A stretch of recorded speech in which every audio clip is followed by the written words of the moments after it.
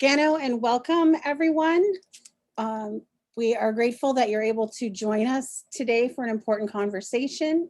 My name is Susan Hill and I'm the director of the Center for Indigenous Studies at the University of Toronto. And I'm a citizen of the Haudenosaunee Confederacy from the Six Nations of the Grand River Territory. To begin our session, we have asked Eileen Antone from the Oneida or Oneida Nation, member of the Turtle Clan, to open for us following the traditional procedures of our people. Eileen?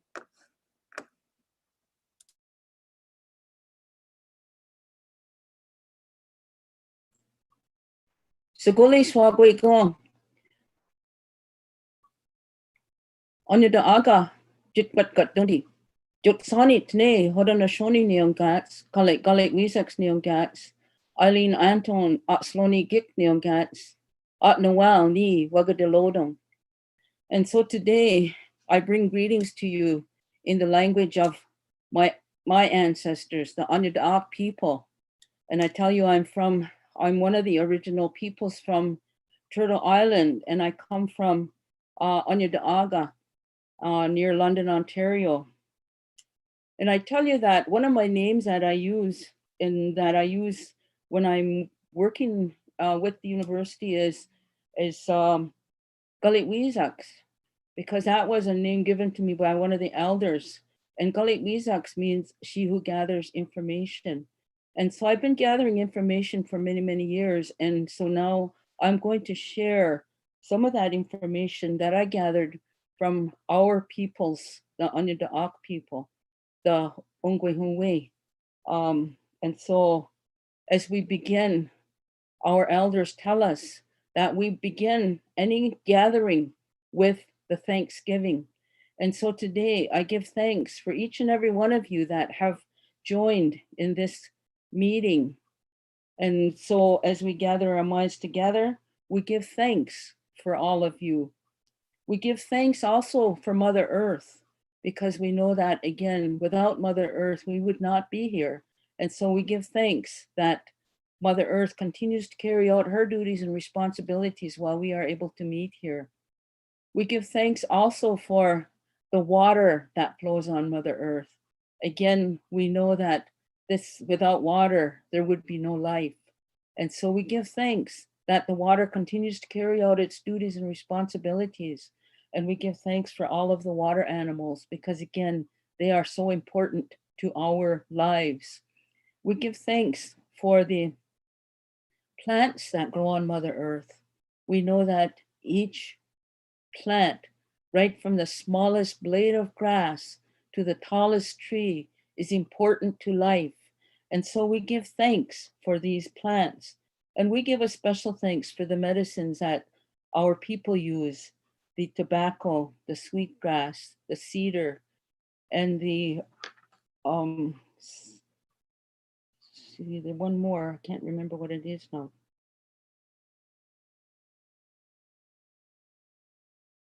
Oh, sage, that's the one, the plant from out west. I just give thanks for these medicines. In our community here in Ontario, the Ongwehunwe people also give thanks to the three sisters, the corn, beans, and squash, because again, they were the sustenance that kept our people alive. And so we continue to give thanks for them. We give a special thanks for the maple tree that again brings the sweet juices in the spring that are the medicines that are necessary for our communities. And so as we gather our minds, we give thanks also for the trees that produce the oxygen for us, because without this oxygen, there would be no life. And so we have a reciprocal relationship with the trees when they take our breath and give us their breath. And so it's really important when we talk and think about our relations to all of creation.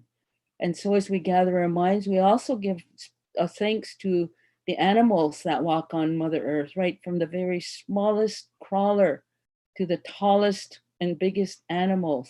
Each are important to the people in their respective regions. And so as we continue to in this meeting. We give thanks that they continue to carry out their duties and responsibilities as we are able to meet here. We also give thanks for the birds that fly in the sky. These birds go from place to place, carrying out their duties and responsibilities. And we give a special thanks for the eagle who flies high, the eagle who flies, who sees far.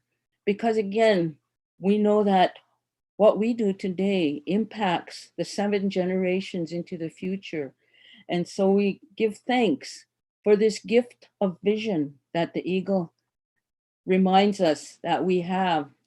And so as we gather our minds, we give thanks for this vision, for this eagle, for this opportunity to meet together, to talk about the relationship of people in Canada, the relationship of the settlers and the people that, the original people from Turtle Island.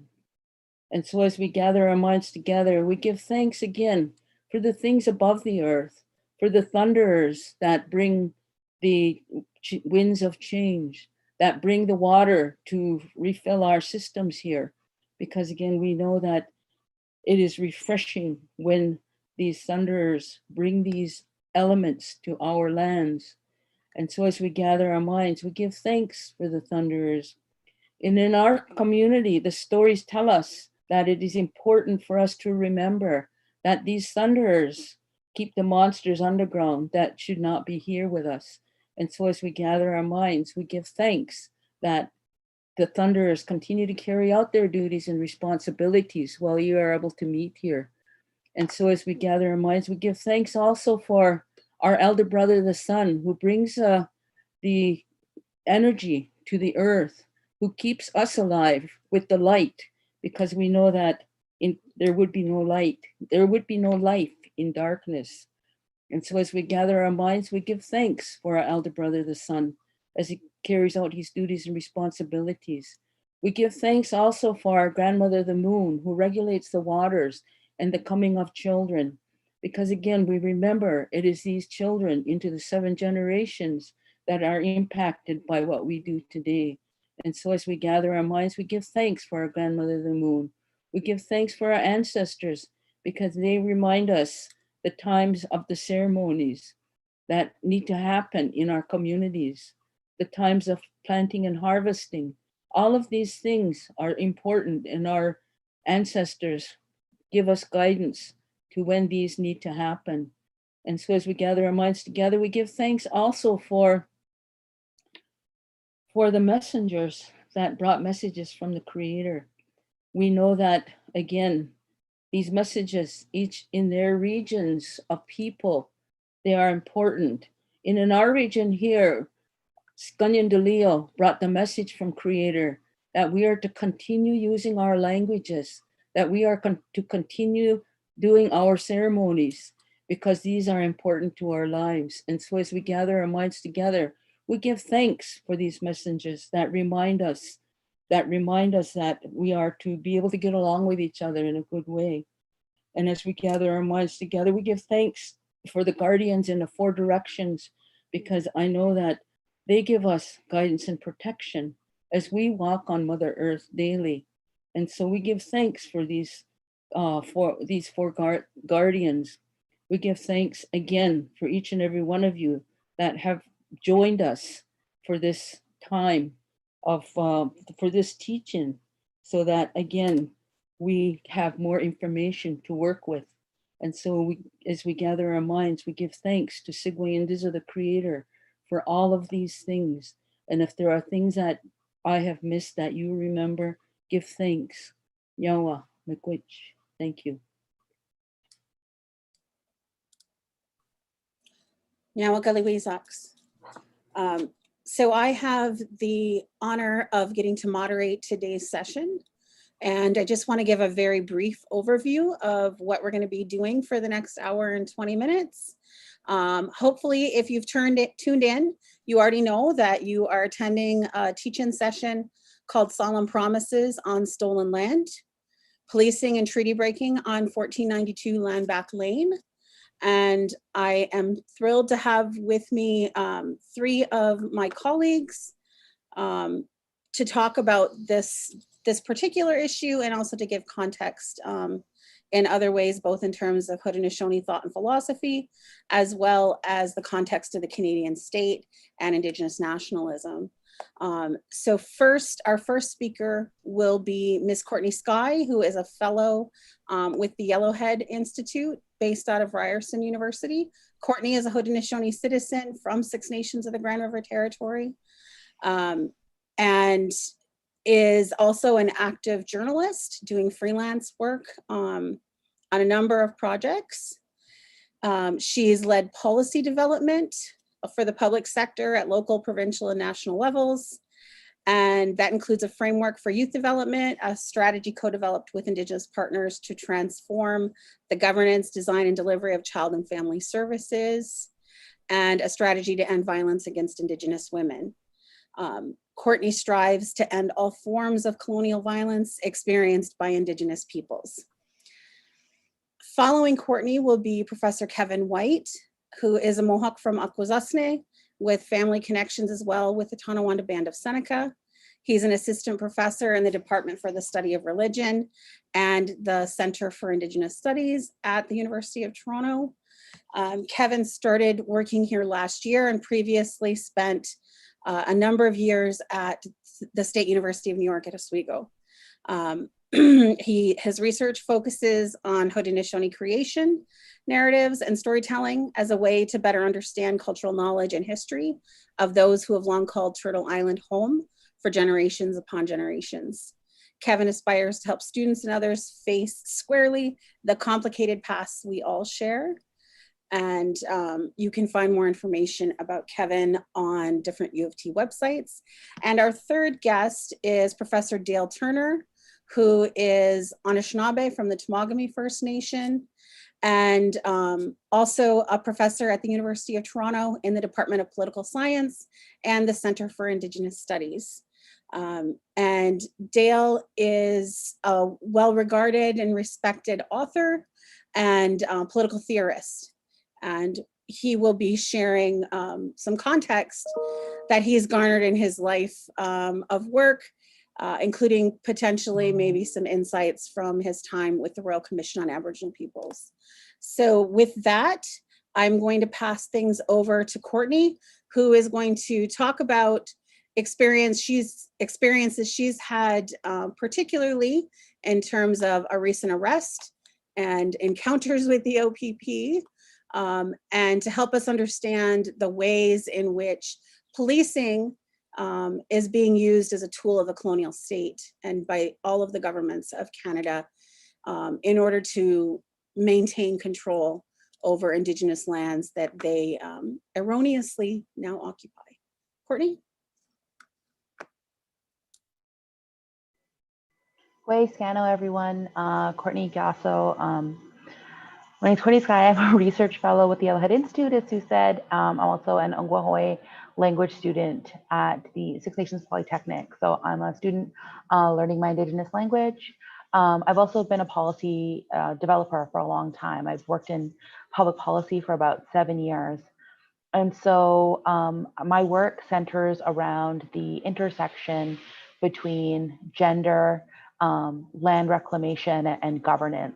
And that's really what my interest is in as a researcher and as a Haudenosaunee citizen. I come from a matriarchal society that's experienced many different types of colonial disruptions. And so with my work at Yellowhead, studying injunctions, studying land use, it was pretty obvious to me that I should know what's happening in my own territory and in my own backyard. And so I became engaged with the land reclamation work that's happening in my territory. I traveled to the land reclamation site, which is just off of our reserve, and spent time there understanding what the land issues that were at play within the specific jurisdiction, within the specific territory, and then also working to understand like my own local history. And so I'm going to talk a little bit about that first. So I'm a Mohawk Turtle Clan woman, and being Mohawk, being Haudenosaunee, we come to the Haldeman Tract and under very specific circumstances and under very complex circumstances, because the Haldeman Proclamation follows the Sullivan Campaign and the Treaty of Paris. Haudenosaunee people and the Mohawk people were allies to the Crown, and following the Sullivan Campaign, were chased out of our territories by an act of genocide before being allies to the Crown by George Washington and Sullivan. And so part of my understanding of my own history, understanding my nation's history, has been a part of understanding how did we come to be at Six Nations, and how did we come to be at the Grand River, because it is a very specific parcel of our broader territory. And the story of Six Nations is really a story of finding a place of solace for Haudenosaunee people, and specifically for Mohawk people. And so I, locate myself as a descendant of people who experienced genocide, as a survivor of a genocide, and the fact that, my existence as a racialized Mohawk woman means that my existence is inherently political, and my identity is inherently political. And so I engage in politics in that way. And that's how I, approach all of my relationships. And so a lot of my work intersects with those identities, and understanding the biases that inherently fall within that. So one of them being that Indigenous people have a right to exist, which is very controversial in a settler state. So I'm going to share with you some of the experiences that I've had recently, and then just some of how it connects to some of my broader work. So I'm going to start with that. I'm going to share with you the screen because I really enjoy PowerPoint presentations.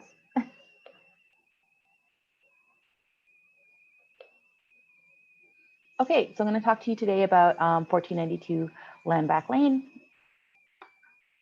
And here are all the social medias. I just wanted to thank Desmond Cole, who started off today at the Scholars speaking about amplifying the work that's being done at 1492.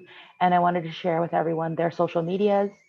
The first one, landback6nations@gmail.com, is where you can send e-transfer donations. They've asked that folks indicate whether or not they would like to see the donations go towards the legal fund, or if they would like it to go towards the building fund and the survival fund. It just helps them understand how to break down their donations.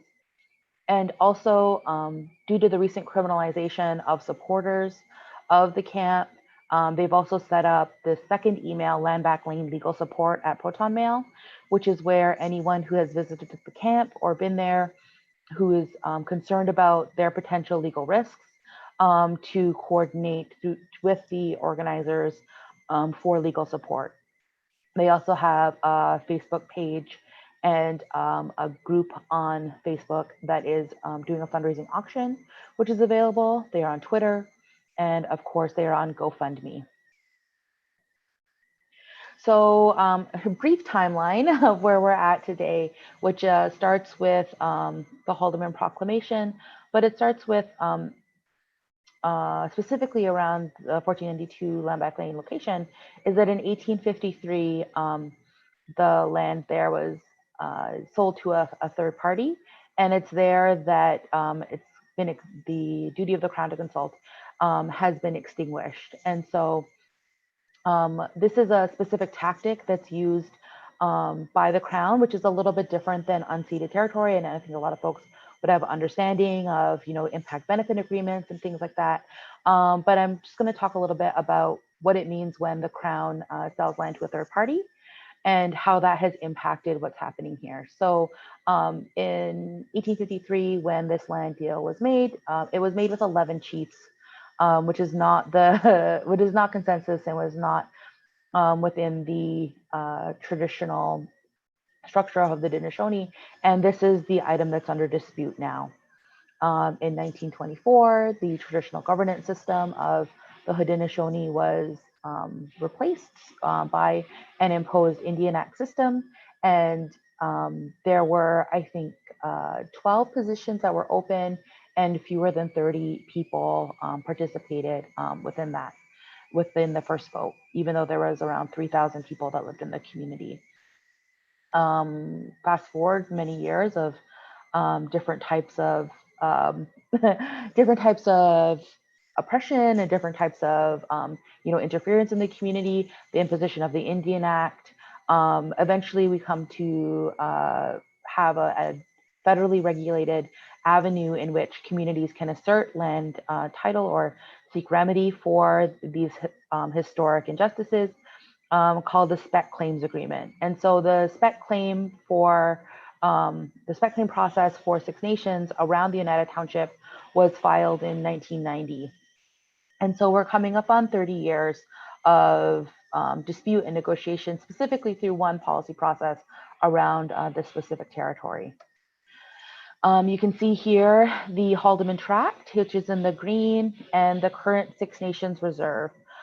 Six Nations is Canada's most populous First Nation.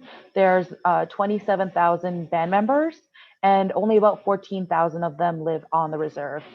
Six Nations is quite densely populated, and they have a housing shortage. And so the community is essentially bursting at the seams. Property for sale in the community goes for as much as $50,000 an acre, and land around the territory as well is quite a premium. So there are some properties that are for sale adjacent to the reserve, which are in the millions of dollars, because there's just so much demand for reserve land in Six Nations. There's also some relevant case law. So in 2000, there was a Akwesasne case that from the Ontario Superior Court that said land cannot be returned once it's been sold to innocent third parties through an illegal land surrender. And so this case has had pretty significant impact into what's happening today. Fast forward to 2013, a series of community meetings were held in Six Nations to discuss the potential for the Mackenzie Creek development.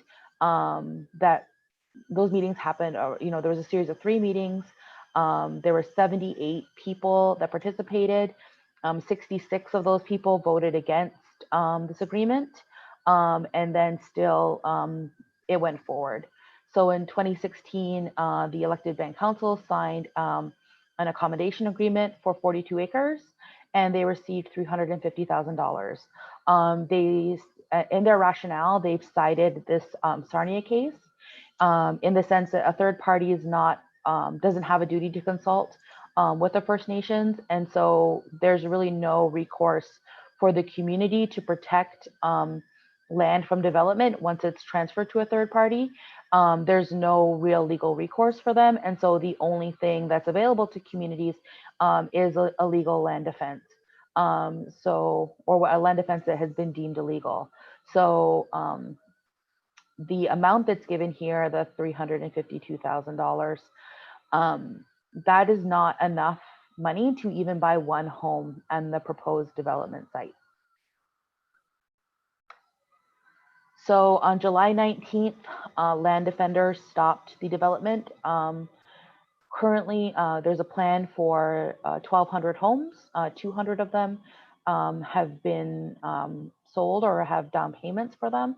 And there's been a moderate level of development. In what was formerly pristine farmland, they've scraped away the layer of topsoil. And so the land that the land defenders are on is basically like a desert, and it's exposed clay.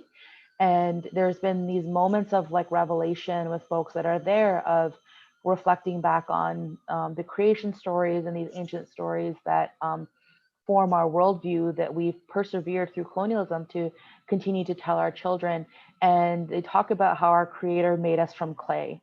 And so it's on this exposed topsoil, on this exposed clay, that the land defenders are directly touching and sleeping and existing on that clay that we are formed of. And so it's a really profound kind of spiritual experience to be there, because this is the clay that we're made of, but it's also the clay that they are camping on, they are cooking on, they are building on, and that they are playing lacrosse and engaging in other ceremonies on.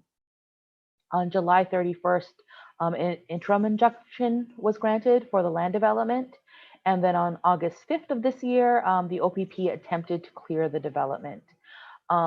What followed was, the land defenders that were at the Mackenzie Creek development, they were forcibly removed by the OPP.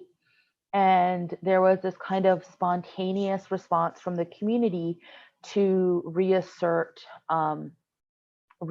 their presence at the camp. So even though all the land defenders were arrested, the OPP was unable to hold the land.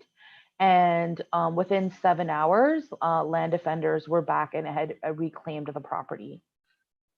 And this is where my interest and my research interest really peaked, because I actually wasn't in the territory when this was going on. I was away camping in Nishnabek territory. And so my main avenue of hearing about what was going on in my home territory was through the media. And so it was through these images and through the media coverage that I had to dissect what was happening in my home community. And these are the images that continue to be shown about my community. And so I just want to talk about some of these images in a way that maybe people don't understand or don't understand the layered complexity of it. Is, first of all, these are very young men that are here. These are young Haudenosaunee men, and they are my age or younger. And so a lot of folks that are older talk about 2006 and previous land reclamation work that has happened at Six Nations. And I think it's important to contextualize this because the land defenders that are here were children in 2006. I was in high school, and some of these young folks that are at 1492 were even younger than that. Some of them were have very few memories actually of what it was like to live pre-2006, or even the conflicts that happened in between them. These are young people that have lived their entire lives with these unresolved issues and land issues within the territory. And I also was able, through conversation and interviews with land defenders, to understand what was happening around some of these instances. So just in the bottom left corner here, where we see these young men walking on the road with the flames behind them, I asked, why were they walking that way? What was happening there? And they said that there was a woman, a Haudenosaunee woman, who tried to walk into town, that she wanted to go and to get something to eat, and that she wanted to go to the local Tim Hortons, which is just kind of behind where this was. And that people, settlers, white people in Caledonia, stopped her. They stopped her from being able to enter the town, and that there was a risk to her personal safety, that she had not anticipated that there would be violence or resistance from average people in town, and that she was being hassled and unable to get service.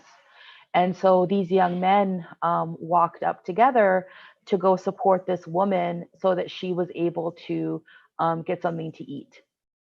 And this sensationalization of these young men with their face covered becomes a threatening image, when it's actually young men exercising their responsibilities to ensure the safety of Haudenosaunee women. And so after their violent arrests, after the Haudenosaunee were forced from the land, less than 48 hours later, they were expected to appear in court. I don't know how many people can can form a legal defense after being tased and shot at with rubber bullets, but that was the expectation that was placed on land defenders. And on August 7th, injunctions were extended to all roads in Haldeman County, and also from the CN Rail, which were blocked following the arrest on August 5th. In between then, people at Landback Lane have been de-escalating. So the roads in Caledonia have reopened, the CN Rail has opened, but there's been no, but the injunctions have not lifted. And so there, within Haldeman County, currently there is no ability to protest or block any roads. And those continue to exist against Jane and John Doe in the community. On September 2nd, which was last week, arrests of supporters began. So on September 2nd and up until today, between 3 and 5 people who are not from the for the most part are not from the territory, but have been supporting Landback Lane were arrested, including myself. So on September 3rd, I was in a vehicle with a friend, with Dr. Hill. We were parked alongside the Grand River, and it was then that a vehicle was stopped and I was removed from the vehicle and I was arrested for mischief and disobeying a court order. It was a very difficult and traumatic experience, and reflecting on it has been quite difficult because, you know, this is my area of study, this is my area of expertise, and I think maybe I had come to peace with understanding that because of that I would eventually be criminalized, but to be arrested on the banks of the Grand River, which is a territory that was promised for Mohawk safety, was especially difficult and is still difficult to kind of digest. So we now are in this space of waiting for court dates and waiting for injunctions to be heard. The next court date is October 5th. Land defenders have called for expressions of support and basically saying that this court process and this approach to reconciliation, which is the violent removal of Indigenous people and forced development on their territory, is not an appropriate place for us to be in. It's you know, it's very unfair and unjust, and so they're calling for support and action across the country on that day.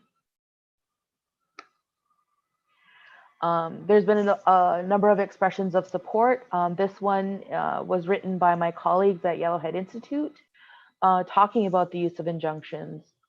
Injunctions are a blunt weapon used to deny Indigenous jurisdiction. Yellowhead research shows that almost 100% of injunctions filed against First Nations by industry and government involve resource extraction or development, and most are granted in their favor. What follows is the militarization of Indigenous lands and the criminalization of land defenders. I have those stats here for you from Yellowhead. So a review of over 100 injunctions in Canada found that 90% of injunctions that are filed by governments against First Nations are granted, and 81% of injunctions filed against First Nations by corporations were granted. In comparison, when a First Nations attempts to file an injunction against a corporation, 81% of the time those First Nations are denied. And when injunctions are filed against the government by First Nations, 82% of the time they are denied. And so we see this legal function really serving an express purpose to mobilize the military, or to mobilize the OPP or RCMP or whatever police force to forcibly remove Indigenous peoples from their territory. This is a statement from Concerned Haudenosaunee Women that was published by the Yellowhead Institute. Haudenosaunee women stated that we are the rightful title holders, and injunctions deny us our inherent right to our land. Injunctions also authorize police violence against our people. Our sovereignty is inherent, while Canada's perceived authority is the product of violent colonialism and genocide. Injunctions seek to make this reality invisible, a tool of the court to sanction more violence and dispossession. These matters are complex, and we do not believe this court is the appropriate forum to deliberate our concern or resolve our issues, and we will continue to resist the criminalization of our people and illegitimate development of our territory. And we call on the Crown, our allies, to stop the use of injunctions against our people. And then I'm going to be self-referential here in a bit of my defense to point to some of the work that I've done as a researcher and as a writer, but also to talk about this connection. So we have the study, the finding, following the National Inquiry on Missing Indigenous Women and Girls, that makes this connection to the disruption of governance and this overarching approach taken by Canada to disrupt Indigenous communities in order to sow violence that legitimizes the destabilization of our community and the lack of recognition of our inherent governance systems. So the report affirmed what Indigenous people have long understood, that the violence they experience is a product of settler colonialism. The continuation of the Canadian settler state requires the destabilization of Indigenous communities. A part of this destabilization has involved rampant gender-based violence to uphold the legitimacy of the settler state's rule over land and water. The inquiry has established that violence in Indigenous communities and the ongoing refusal to recognize Indigenous-led ways of knowing or ways of governance reinforce one another to the benefit of the settler state. And so finally, I'll maybe have one more reflection after this, but this is really important, and I think it's very important to understand that this is a part of an ongoing, long-standing push by Indigenous women that happens in many other spaces where Indigenous women and Two-Spirit and queer people are leading land reclamation actions. And I firmly believe that they'll continue to do that, and that Indigenous women like myself are targeted for police violence and criminalization because Indigenous women are so powerful. And it's evident at 1492 Landback Lane, where even though there's this violent imagery in the media about what's happening, anyone who's been there knows how profound it is that in this space of impending police violence, that there is so much love and safety for the people that are there.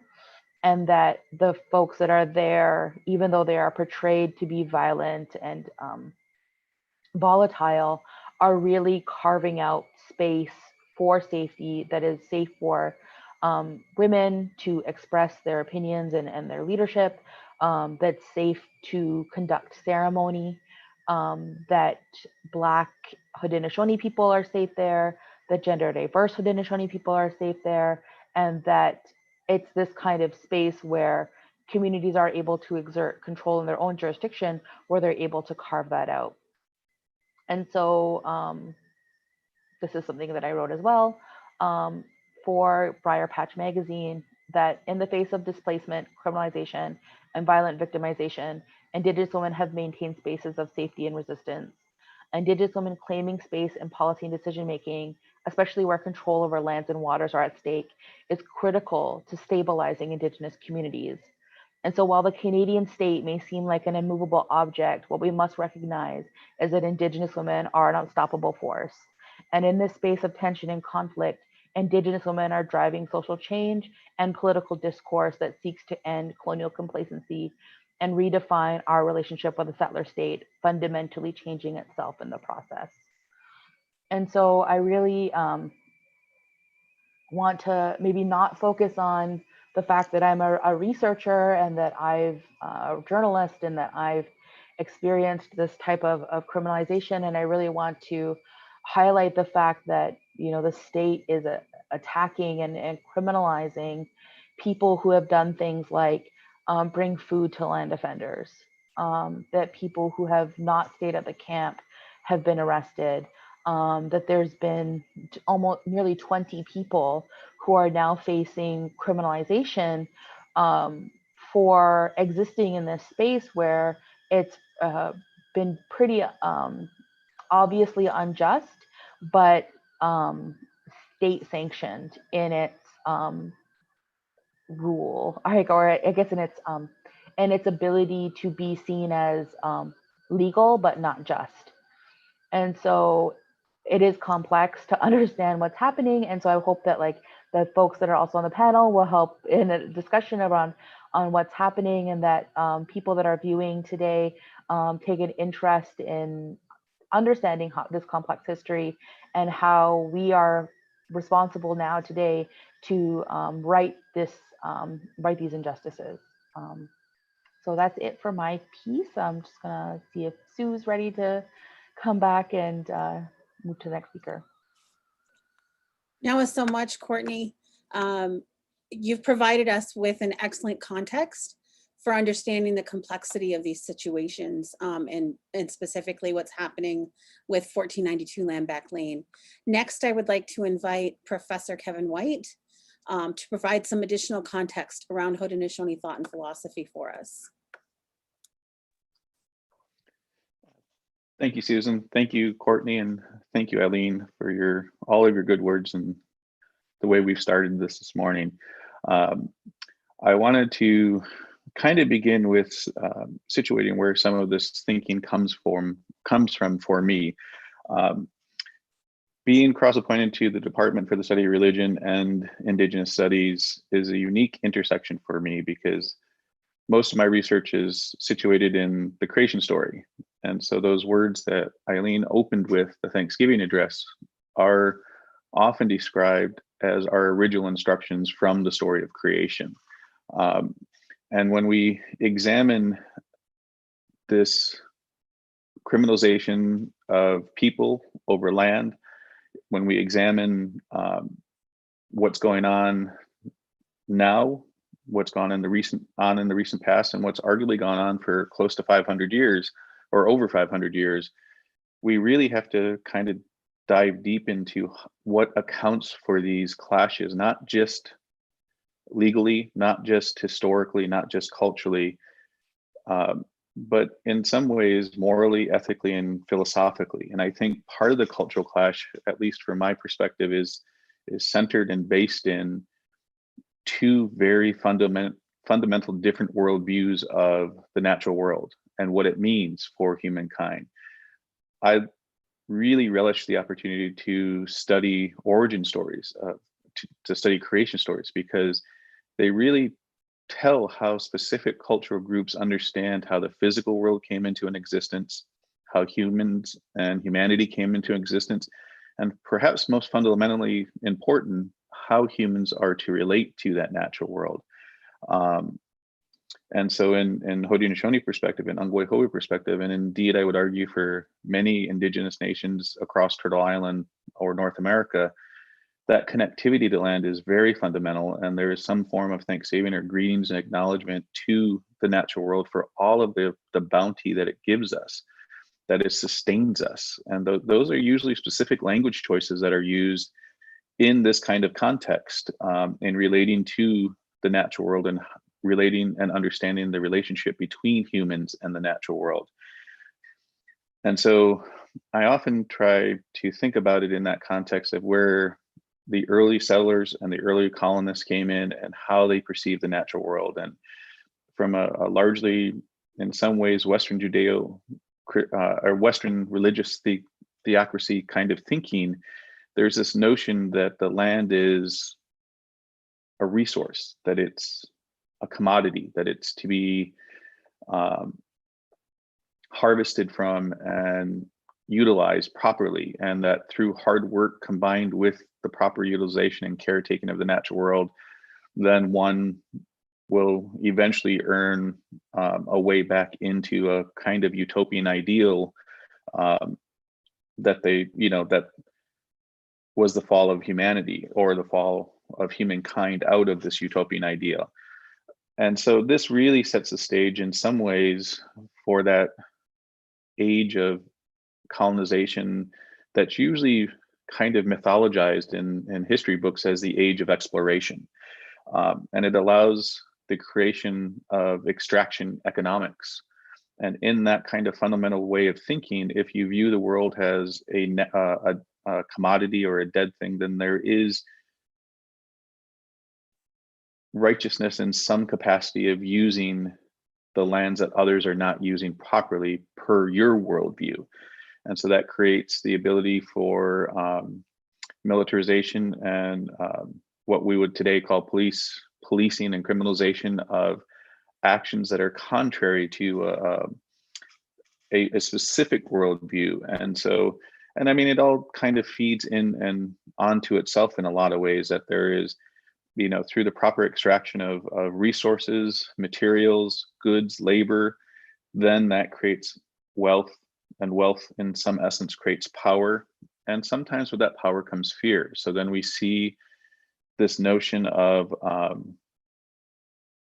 guardians or militarization or police forces that kind of are created to protect the resources or protect the lands. But it's not really about the land, it's about the wealth that's being extracted from that land. And so it was really interesting to hear Courtney talk about the clay we are made from, because that is an Indigenous worldview. That is a way we see ourselves as connected to not only the natural world, but to each other and to the environments around us. And that is a common way of situating yourself and explaining yourself as who you are and who you belong to, what clay you come from. So these are important nuances that really beg of deeper study and deeper thinking in a lot of ways. And I would also say about, in some ways, Western theological constructs can be argued to essentially create humans outside of the natural world or apart from the natural world in some capacity, that they are, I mean, I believe some of the language in the King James Bible says given dominion and stewardship over the earth. And those are very debatable points, because dominion means to be over or to essentially control the earth. And that's not an Indigenous framework. That's not an Indigenous way of thinking. So in the Haudenosaunee story creation, you know, all of this was put here for humankind to benefit from, to sustain themselves, to remember their obligations to each other as humans, and to remember their obligations to the natural world. And it really comes from those words that Eileen spoke as part of our protocols to begin with, of how we relate not only to each other, but how we relate to the natural world. And it is in this kind of unique discussion and discourse that I think a lot of this fundamental clash happens, both philosophically and intellectually, and of course, legally and politically. Because if we see the land as a commodity-based thing for extraction economics, then you don't see value in the land of itself. You only see what you can gain from it monetarily or resource-wise or material-wise. So this presents that kind of clash that was, for me, is present in the early stages of colonialism as it is today. Indigenous thinking asks us to think about, and I'll speak more from a Haudenosaunee perspective on this, about reciprocity, about a reciprocal relationship to the natural world. And I use an example with my students that in some ways, the Indigenous frameworks would ask people to allow the animals that feed off the other crops that are growing in the field to just do that, because that's part of the reciprocity. That's a relationship not only between man and natural world, or humans and natural world, but humans and animals and the natural world. And so in Indigenous narratives of creation, each part of creation, each part of the natural world has their own role and their own obligation to the natural world to fulfill and to carry on.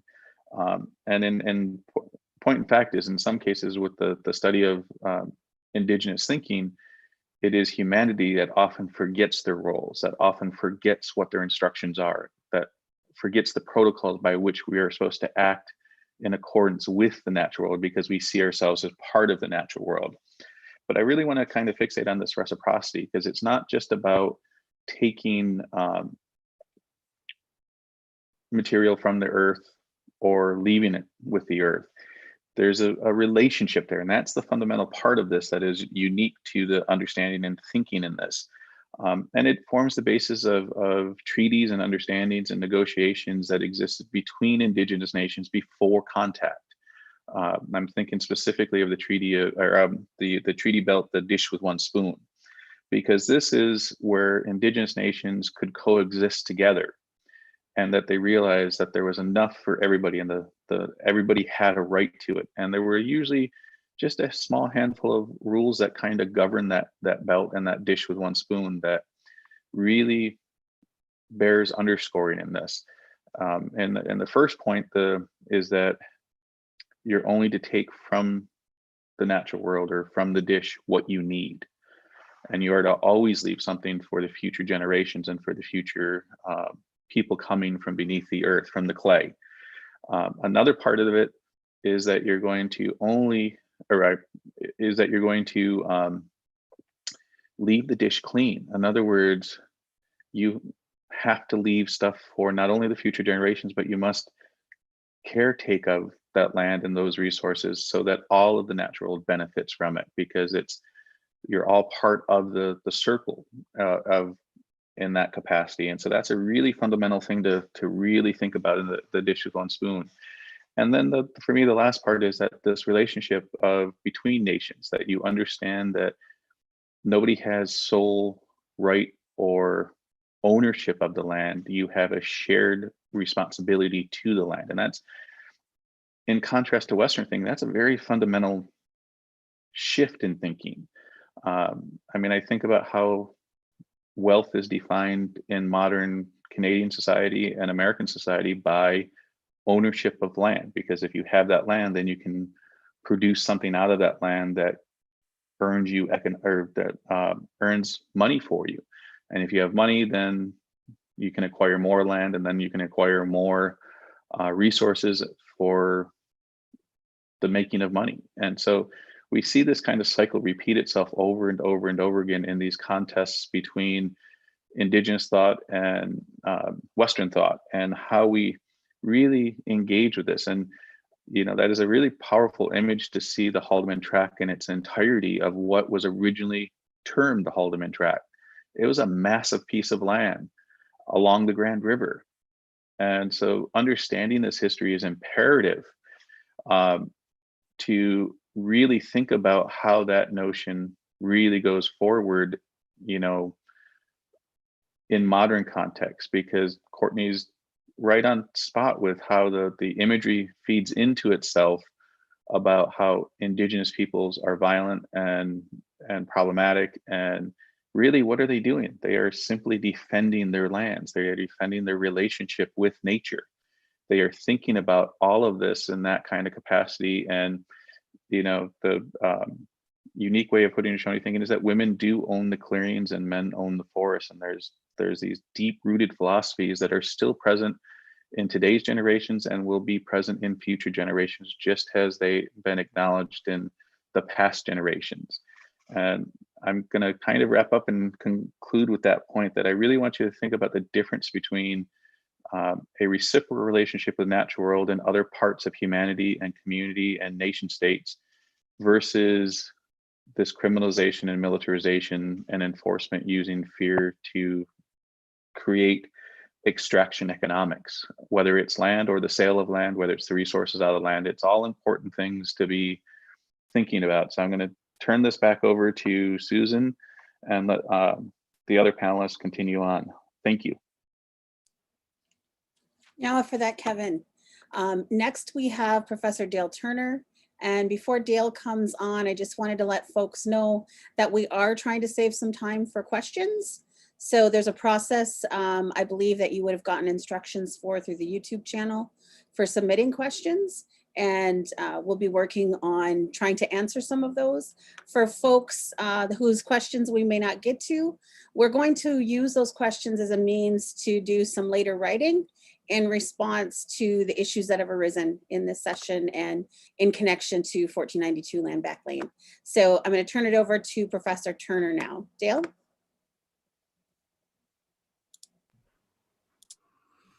Thank you. Thank you. It's a great honor. Am I heard? Yes.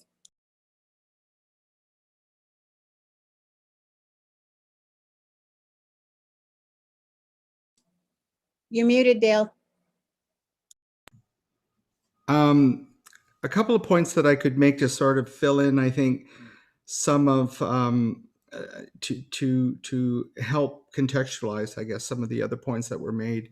I appreciated what Kevin had to say, and I think my comments kind of flow out of this. I think it's really important to have a look at Section 35(1). Aboriginal rights are protected in our Constitution. So the second part of the Constitution is devoted to Aboriginal rights. Section 35 says the existing Aboriginal and treaty rights of the Aboriginal peoples of Canada are hereby recognized and affirmed. It's interesting to point out that originally there was a small a used in Aboriginal. Now it's a capital A, and that shift, I think, is really significant. And I think, just to make a kind of a long story short, to make a particular point that I want to make about how the courts and how in Indigenous politics we characterize, particularly the source of Section 35 rights, is important that we go back to the Delgamuukw case in 1997. And this is an important case because it relates to the Wet'suwet'en politics that are, of course, going on now. And I think that this issue, the Wet'suwet'en issue, is a family resemblance to what's going on with the Haudenosaunee, which is a family resemblance to the Oka conflict in 1990, which is a family resemblance to the Ipperwash issue as well, which we've just passed that anniversary, all having to do with governments not listening to Indigenous peoples in and on their own terms. And this problem exists at different levels of analysis, and in particular in the way that we understand the meaning and content, as they say in law, of Section 35. The Delgamuukw case was a real opportunity for the court to listen to Indigenous peoples in and on their own terms. The Wet'suwet'en and the Gitxsan they had their own, Johnny David, they had their own elders and their own medicine people speak in their own languages, offering up evidence for why, within their own ways of thinking, they owned their homelands. And the court could have incorporated Indigenous languages into the way that they understand or developing a theory of Aboriginal title, a right to the land itself. But they didn't do that. In ordering a retrial, they set aside the much needed conversation, dialogue over how Indigenous voices, Indigenous understandings of their rights and nationhood, how they can be accommodated within Section 35. And they set that issue aside. And I think one of the things that came out of the Delgamuukw in 97 was this rise of this impact benefit agreement culture in the government, that we didn't need to have a conversation with Indigenous peoples to understand where they're coming from. They're lucky enough to have rights that are protected in the Constitution. The problem is, what's happened is there are two different ways that we understand the meaning of Aboriginal rights that are playing itself out in Oka and Ipperwash and here in Caledonia. And so the two ways that we characterize Aboriginal rights as a form of constitutional right is, one is the delegated approach and the other is the inherent approach. approach. Now, there are two assumptions that since 1982 that have guided every single Supreme Court decision on Aboriginal rights. The first is the supremacy of state sovereignty. This is taken as a given, it's immutable, and it's not up for negotiation. So any understandings of Indigenous nationhood or determining the meaning and content of our rights to the land, this language of rights as in a constitutional right, need to be tethered to, need to be given. The language that we use needs to be on a foundation, right, of this supremacy of state sovereignty. The second part of this, which I think goes to the core of some of the practices that Kevin was referring to in terms of Indigenous practices, is this commitment, this idea that individual rights are sacrosanct to building a democratic society. It's built on this foundation of individual rights being protected within the nation state. Within this, of course, we have Section 35, the existing Aboriginal treaty rights of the Aboriginal peoples of Canada are hereby recognized and affirmed. And through the course of many decisions, really this starts with the Oka crisis in 1990, in some sense culminates in the relationship between Delgamuuk and RCAP's final report, the Royal Commission on Aboriginal Peoples, is this response to the Oka crisis that ended Delgamuuk, which is Canadians need to understand their history. We need to understand how the state was formed, and in the treaty relationship, which is central to understanding the legal and political relationship between Indigenous peoples and the Canadian state, Canadian governments, is this recognition of this inherent right? So the delegated approach is what the Supreme Court has adopted, assigning delegating rights to Indigenous peoples in virtue of the supremacy of state sovereignty. So Section 35 needs to be tethered right to this.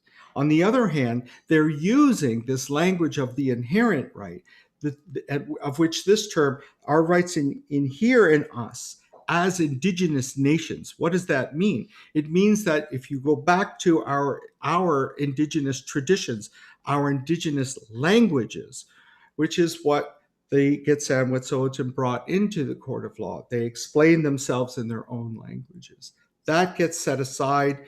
A more practical, pragmatic approach to accessing land, setting aside these philosophical, spiritual issues for Indigenous peoples, I think has triggered, one, the resurgence movement, I think is part of this, but also this idea that Indigenous spirituality, which is central, right, to thinking about the meaning and content of our rights, Indigenous spirituality, in a sense, is this kind of philosophical justification, right? That's the source of legitimacy for Indigenous nations.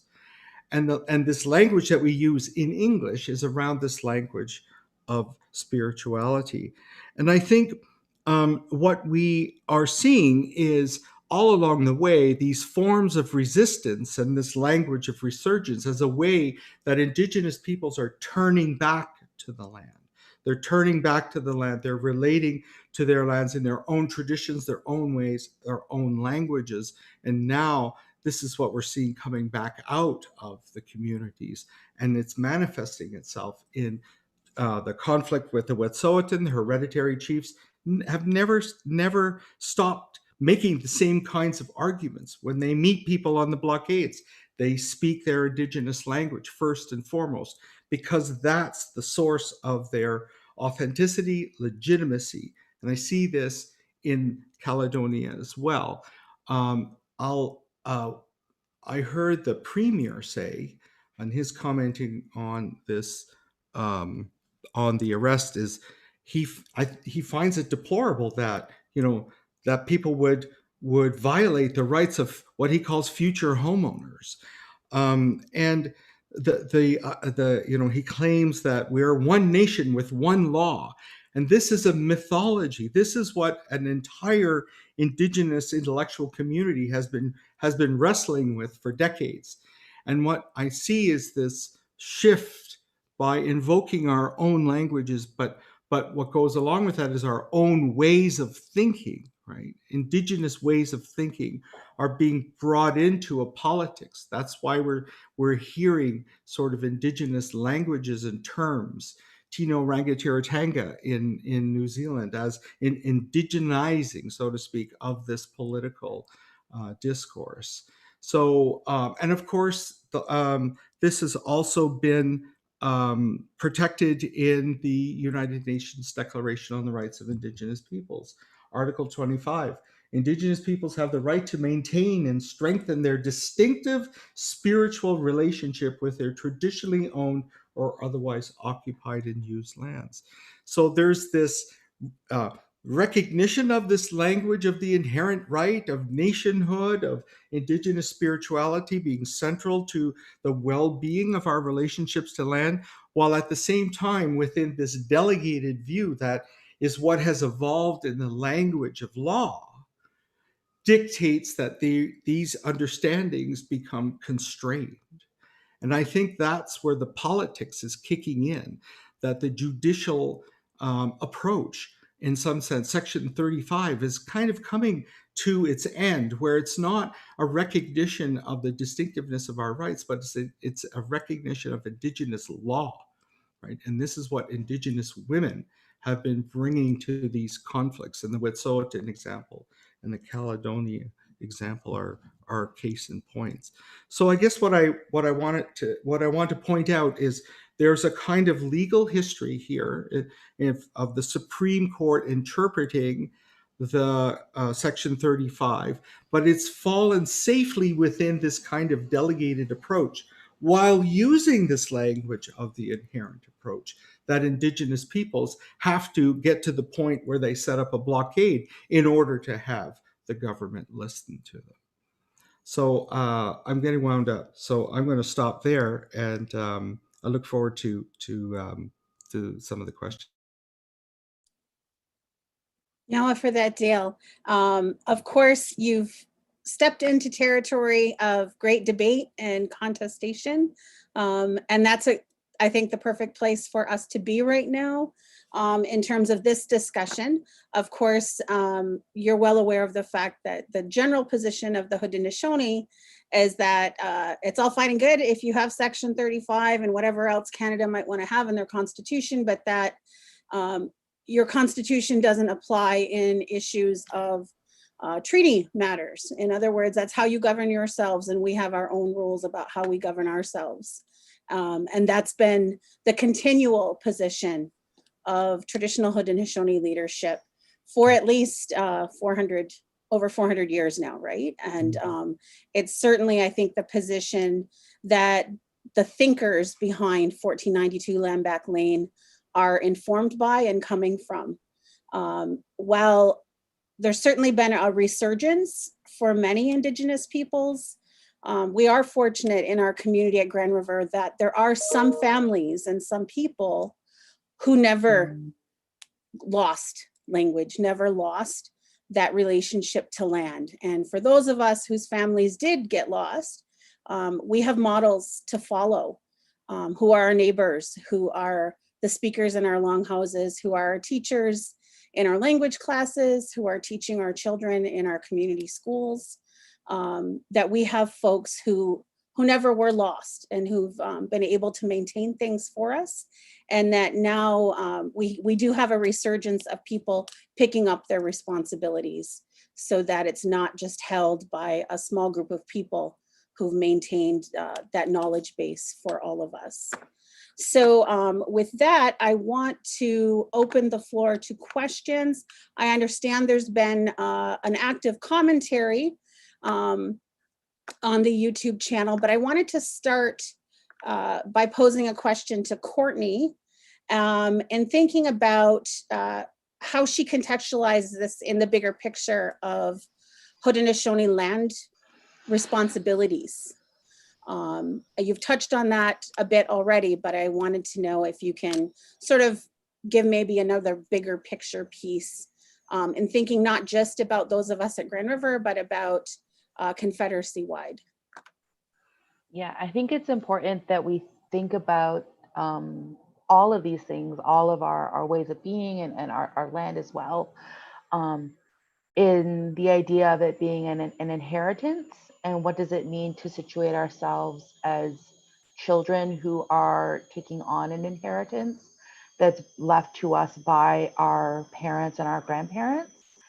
And I think about that specifically about, what does it mean for us to be, what does it mean to be children? And in Haudenosaunee law, what does it mean to protect the inheritance of children that are coming, and how sacred that is? And that's a shared responsibility that we all have, that many Haudenosaunee have reiterated as being, one of the top reasons why they are so willing to defend land in this way. I think for me, it's also very important to understand the history of, how different Haudenosaunee people have ended up in different places, in these small areas of our vast territory.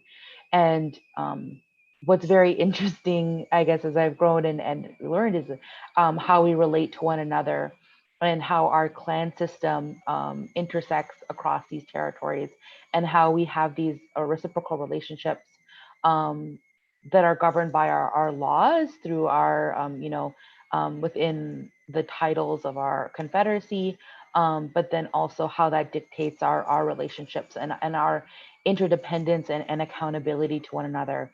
And that continues to transcend miles and territories.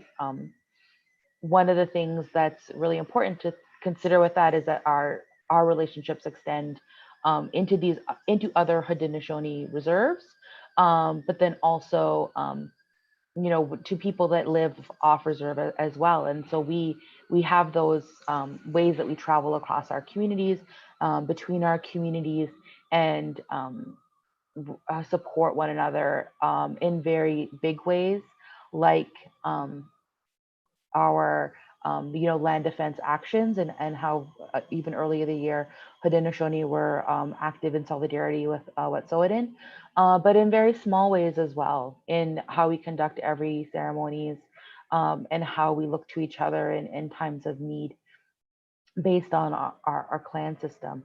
And so I think that that's all interwoven into this.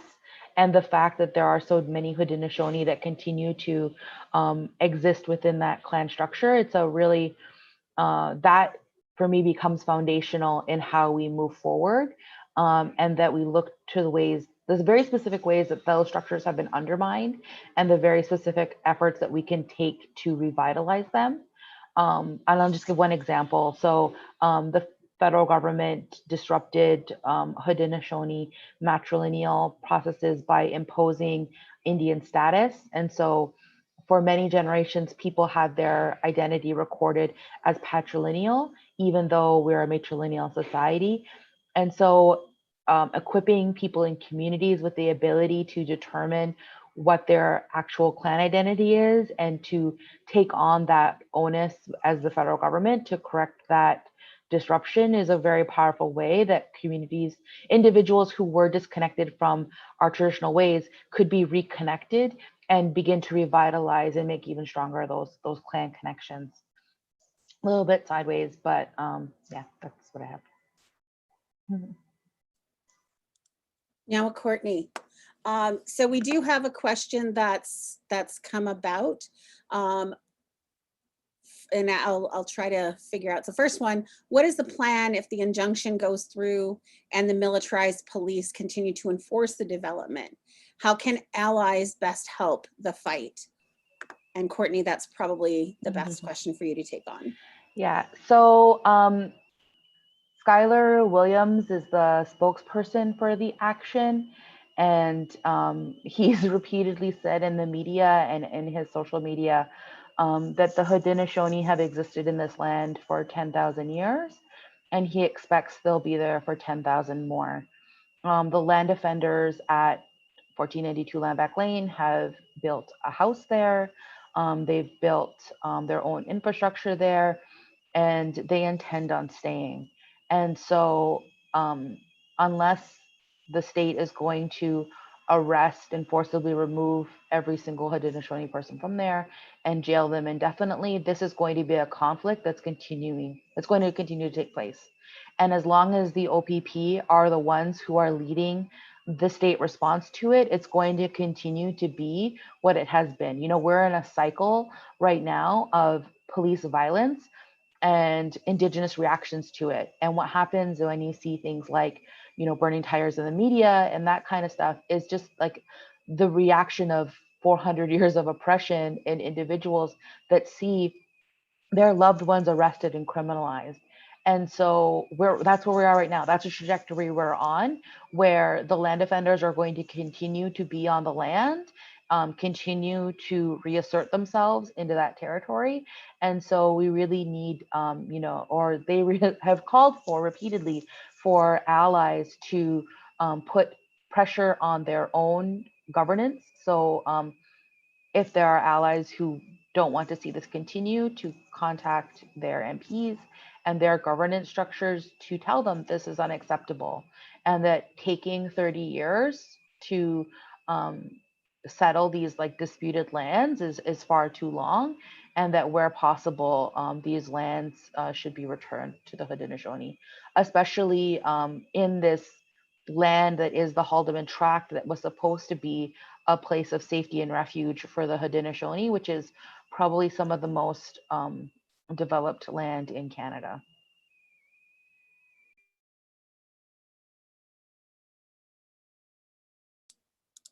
Now, Courtney, the next question that I'd like to pose to all of our panelists is a question of commenting or criticizing the undermining of Indigenous land reclamation by colonialist mainstream media. And Courtney, obviously you just touched on that a bit, but Dale or Kevin, is there anything that you would like to add to that discussion about the role of mainstream media and the promotion of the land actions as criminal?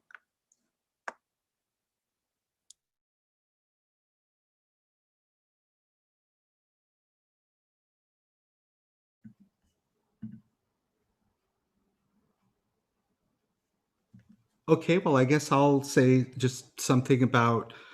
I think that when you look at the fact that Section 35 is the Constitution protects Aboriginal rights, but it also protects the treaty relationship, and the treaties include treaties that predate the formation of the Canadian state. So when John Burroughs says that, colonial law gains its sort of presence in virtue of Indigenous law, that's the way we need to look at this. And so the treaty relationship is protected in the Constitution. But what happens is that certain practices and concepts, such as the duty to consult, which I see as a duty to con and a duty to insult, but bring them together. But and the honor of the crown, these kinds of concepts have come out of that discourse or language, right? That we start getting with some, once we get case law. But what they do is they are used by the state to constrain, as you said, the injunctions. The duty to consult is bypassed by particular role that injunctions play. So once the criminalization then occurs within that sort of narrow interpretation of Indigenous rights in Canada. Whereas if you take this broader, certainly Indigenous interpretations of the treaties, then the legitimacy of them defending their homelands arises out of the sanctity of the treaty relationship, of which one part of that treaty relationship is protecting their nationhood. So the criminality then is understood within sort of a black letter interpretation of the law, ignoring the very language that they use to characterize the relationship, which is this language of inherent recognition and so on. Now for that, Dale. We actually are coming close to the end of our time. And again, in our procedures, we will close with the Thanksgiving from Eileen. But before I call her on to do that, I did want to send acknowledgements and appreciation to the people who are physically present on the land at 1492 Lamback Lane, to their families, their children, their parents, their grandparents, their neighbors, aunties and uncles who are stepping in to take care of their families while they are taking care of our land. And all those people who you aren't going to read about in the press, who are doing things behind the scenes because they are upholding their responsibilities. They're doing what it is that we were told at the time of creation that we have responsibilities to do. And I wanted to acknowledge that. And I also wanted to acknowledge that as Haudenosaunee people in particular, but as Indigenous people more broadly, that we recognize that this land that we all operate on, everyone who's on the panel today was present physically, either at Oneida territory or in Toronto, that this was a land of peace, and that we have a primary responsibility to advocate for peace. And that includes supporting the work of Black Lives Matter, supporting the work of Indigenous Lives Matter, and recognizing that any people who get to enjoy the bounty of this territory have a responsibility to protect and sustain life.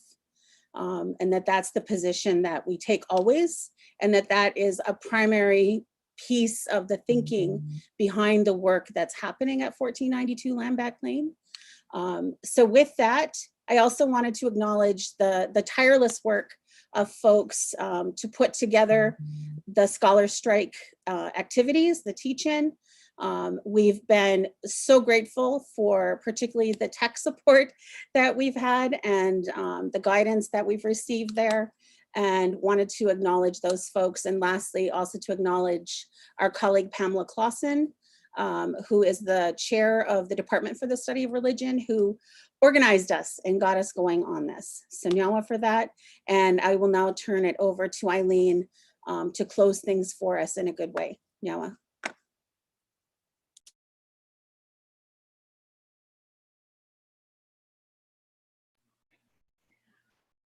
At this time, again, it's been just so wonderful to hear all of the information that has been shared. And we give thanks to Sigourney and Dizzle for these panelists that have taken this opportunity to talk about and share the information and knowledge that helps us to give better understanding to the situation that is happening when we talk about the issues that fallen promises on treaty land have presented to us today.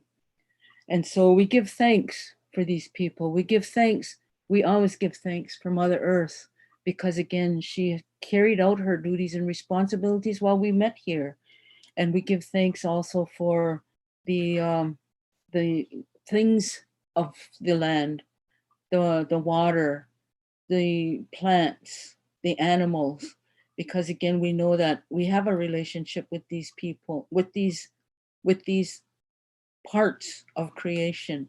And so as we gather our minds, we give thanks that they continue to carry out their duties and responsibilities while we were able to meet today. We give thanks also for the things above the land, our elder brother, the sun, the thunderers, our ancestors, our grandmother, the moon, who continues to carry out her duties and responsibilities, our ancestors, because again, we know that they are all important, and that we need to acknowledge all our relationships. And so we give thanks again for all of these things, because it's important to us, for us to realize our relationship with all of creation, with all of the people in this land, and to know that we are all important to what happens here.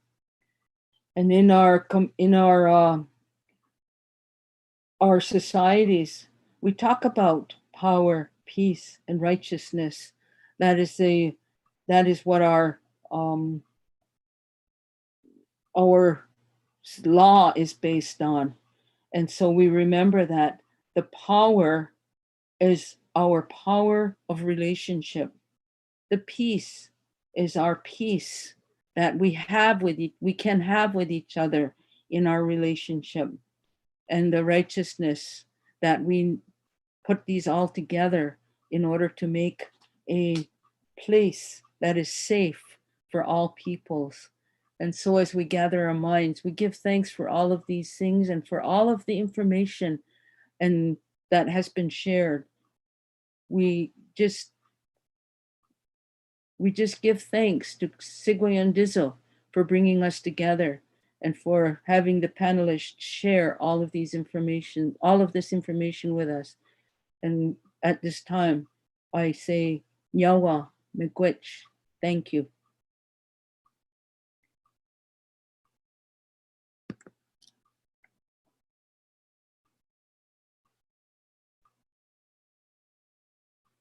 I just want to say also that it's been really a wonderful experience knowing these things. Nyawa.